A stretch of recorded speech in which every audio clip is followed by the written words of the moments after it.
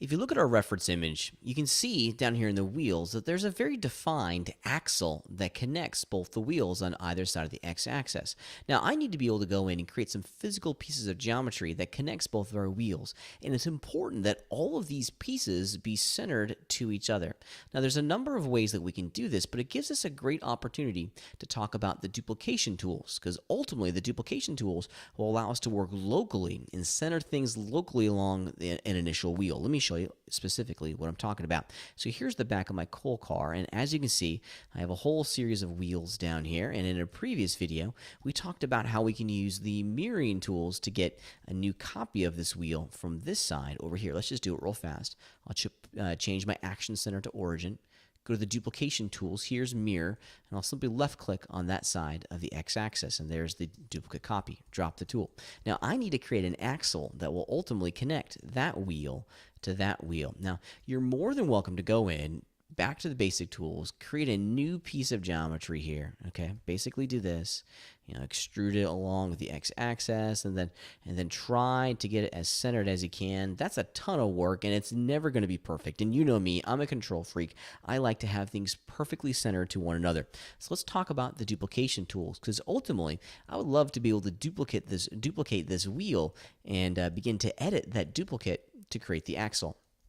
So the guys down at the Foundry have created a really fantastic duplication system. We've seen a little bit of it already in play inside of the duplication tools in the Duplicate tab, but there's a couple more that are, I don't want to say hidden, but they're definitely not on the surface, and they're really quite ingenious, and I love them. The guys down at the Foundry have created a cut, copy, and paste system for our three-dimensional pieces of geometry that behaves identically to what we're used to seeing inside of a traditional word processing application like Notepad or TextEdit, and it's very, very cool. Again, notice that I have my wheel selected, and I'm going to go to the top of the screen where it says Edit, and there it is, Cut, Copy, and Paste. Now, I want to do a copy, and even notice the keyboard shortcuts. They are identical to the keyboard shortcuts that we're used to seeing in our word processing apps. So I'm going to copy that geometry, and then immediately I'm going to go back in and paste that geometry. Now, on the surface, it doesn't look like anything's changed, but we've actually pasted geometry into the exact same location as the currently selected wheel. So before you left click and drop your selection, check this out. I'm going to fire off the Move tool, which is the W key. My action center is still at the origin, so let me turn it to off. There are my tool handles, and check it out. Now I've just moved out that element that I copied and pasted a minute ago. Now I want to make this a little bit smaller, so if I fire off, let's go back over to my basic tools. Let's fire off scale here, and let's disproportionately scale these. I always mess this up. There we go. If I grab the red coplanar handle, you can see that I'm scaling it along the along the Y and the Z axes simultaneously, and I'm able to maintain the perfect cylindrical nature of my axle, my future axle. And now let's just scale this along the X, and there it is. There's my axle. Now, if you have any concerns whether or not this element is still centered along the X-axis, just go back over and run center selected along the x-axis, and boom. Now we know that these three pieces, so that axle, that wheel, and that wheel, are perfectly centered to each other and perfectly centered around the center of the x-axis, which is good 3D modeling. So the power of the duplication tool, the power of the duplication tools inside of Modo really begin and end with the cut, copy, and paste. They are fantastic additions, and additions that I wish every 3D modeling application had. Believe it or not, these are some of the things that make Modo a little bit special and definitely a whole lot faster to initially flesh out the geometry inside of our scene.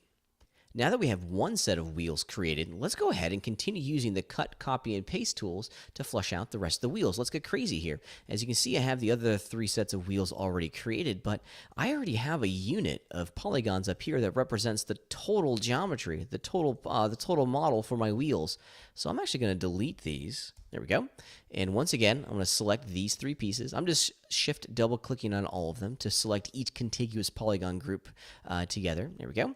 And now check it out. I'm just going to go back up, edit, copy, and then immediately edit, paste. I'll fire off the Move tool. And now I have a complete copy of the polygons that I've selected. Let's look at my scene from the right and just activate the backdrop item and just make sure that we're positioning this together as a unit. Now here, let's get real crazy now. Once again, I'm going to hold down the Shift key and copy that. But notice that I have both sets of wheels selected. Edit, copy, edit, paste. There we go. I'll fire off the move tool and check it out. I just did that front group together as a unit. Let's look at my scene from the right, position it to reference, and life is good. Now, one final thing about working with the cut, copy, and paste tools inside of Modo is that there is a paste tool which is very, very different from the traditional paste command. So just remember, cut, copy, and paste, the basic duplication tools that we can use for polygonal components inside of Modo.